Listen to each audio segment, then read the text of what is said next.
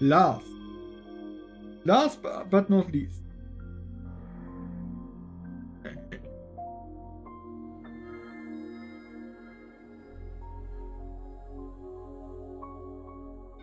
So, gucken wir uns die Sidequest, oder die Charaktergeschichte von Lars an, dem jungen Soldaten. Manchmal will es nicht so richtig, wie ich will.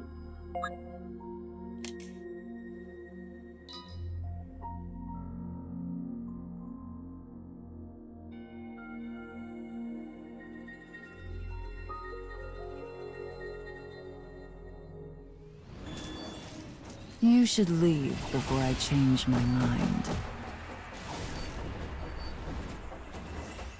I'll kill them all.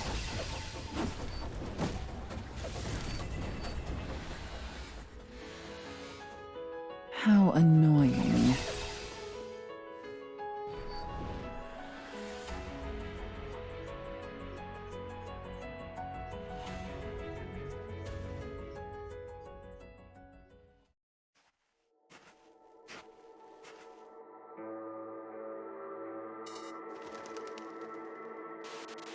I inhale a lungful of battlefield air, rich with a mix of gun smoke and blood. Our operation was a smashing success, but while my fellow soldiers are content going back to base and celebrating our victory, I'm heading out on a new mission. Because the only time I feel alive now is when I fight. Ah ja.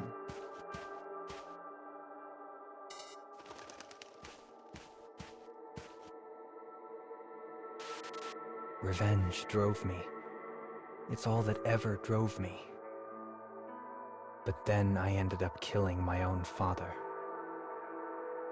And on top of that, it turns out the people I called my family were actually my enemies. What a goddamn joke, right? Anybody else laughing here? Ja, das war in seiner Geschichte vorgekommen, genauso. When I return to reality, I see piles of corpses everywhere. It's all my doing, this carnage. But instead of rage or sorrow, I just feel a strange sense of calm. Honestly, killing is the only thing that brings me peace anymore.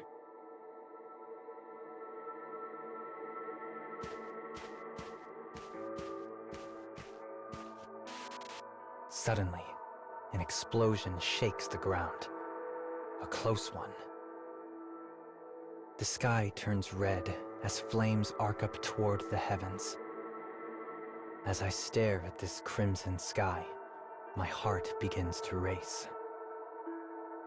I set out in search of someone to fight, hoping to calm my jangled nerves.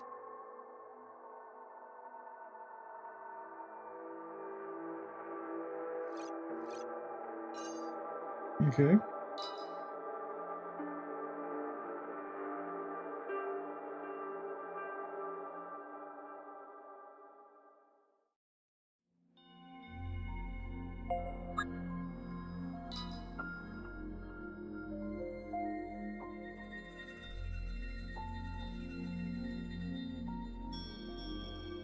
Ja, die größte Interaktion mit diesen Dingern war halt im Grunde genommen, dass man grinden musste, damit der Charakter auf Stufe 10 kommt, was halt nur geht, wenn man mit ihm öfter gekämpft hat. Und ja,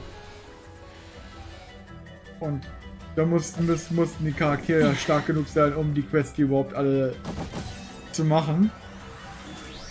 Bis zur 10. Quest. Und deswegen ist jetzt nur noch gucken angesagt.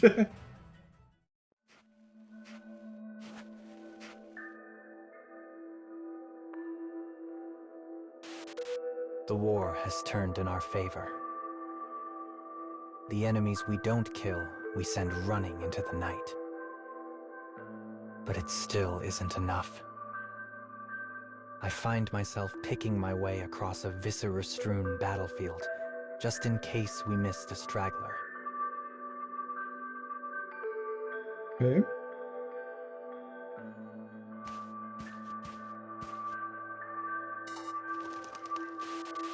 After a bit, I sense someone hiding behind a collapsed house. Battle fever floods my senses.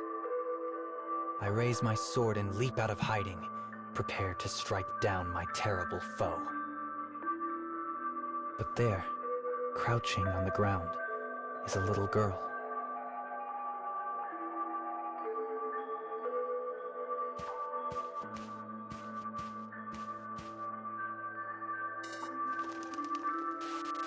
God damn it.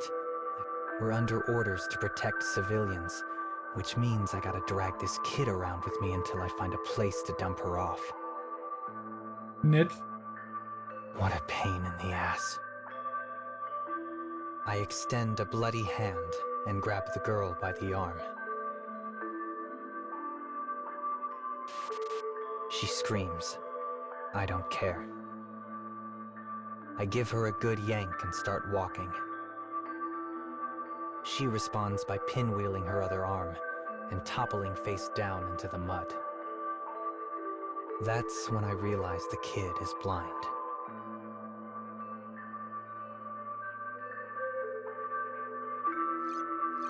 Aha, er findet also ein blindes Kind auf dem Battlefield.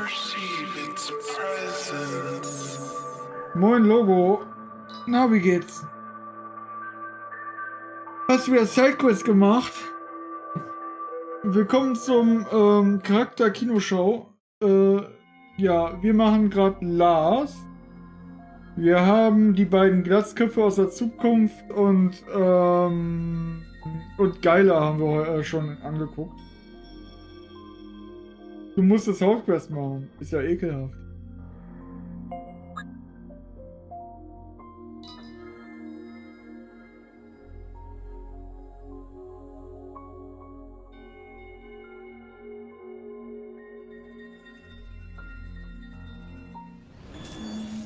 I'm not afraid.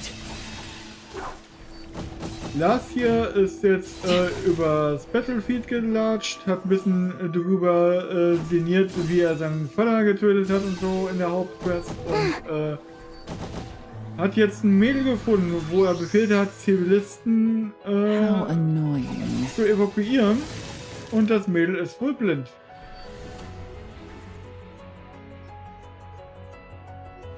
Ist halt nicht viel, aber dann haben wir es mal, ich sag mal, aufgenommen, ne?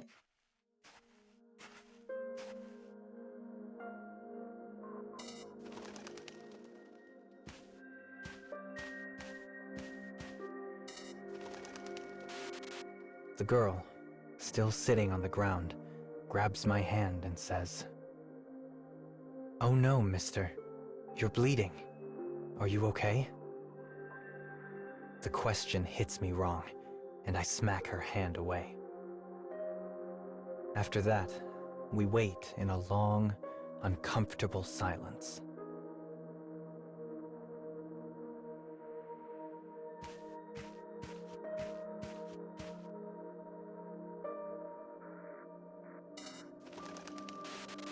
It's not my blood, I say finally. As much to break the silence as anything else. I wipe my hand on my pants to clear off as much gore as I can, then help the kid up.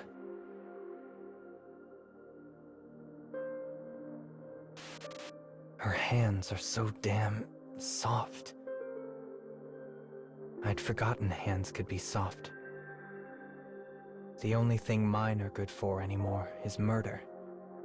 It's hard to believe her hands and mine are the same thing.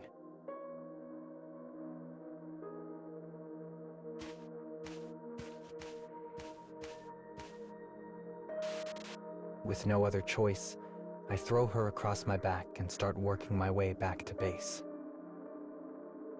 I can feel the kid's warmth against me. And there, in the strange silence you always get on a battlefield after a fight,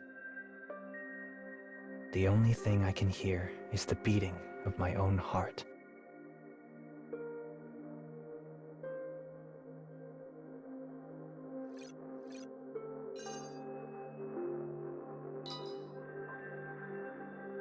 So, ich habe gerade die 4 angemacht, ne? Vergesst das immer so schnell, was ich angemacht habe. Ist halt nicht so leicht, den Überblick zu behalten, wenn man hier. Ich meine, man tut ja untätig zugucken quasi. Und dementsprechend schwierig. So, nächster.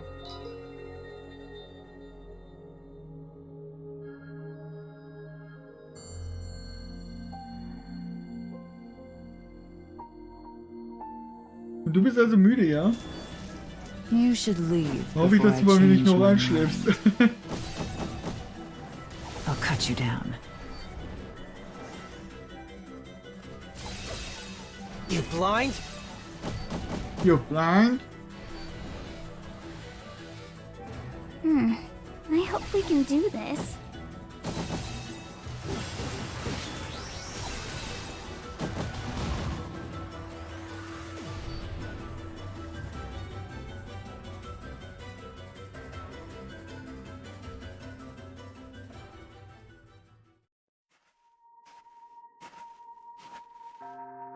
Mensch, das sind viele Vögel.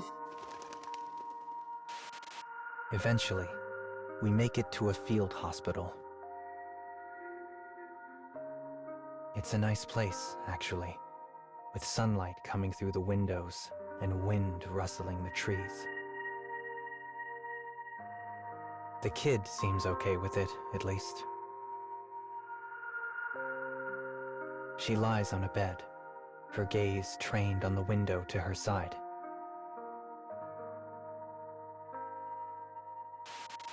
Hey, kid, I ask her. What were you doing on the ground back there? She pauses for a second, then speaks. She tells me how she'd been neglected by her parents her whole life, before they finally abandoned her once the war came home. Nett. When her story is done, she turns her head in my direction and asks, "What color is the sky right now, mister?" I take a look out the window. Blue, I say. A nice, deep blue. She closes her eyes, I have no idea why, and begins to try and imagine what blue might look like.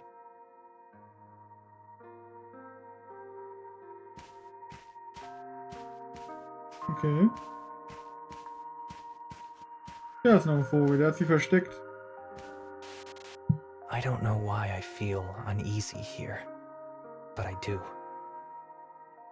Something about being near this kid puts me on edge. My heart is racing again, but in a different way than the discomfort I've felt for my entire life. And as I try to identify what this strange feeling is, I picture the color of the sky in the girl's imagination.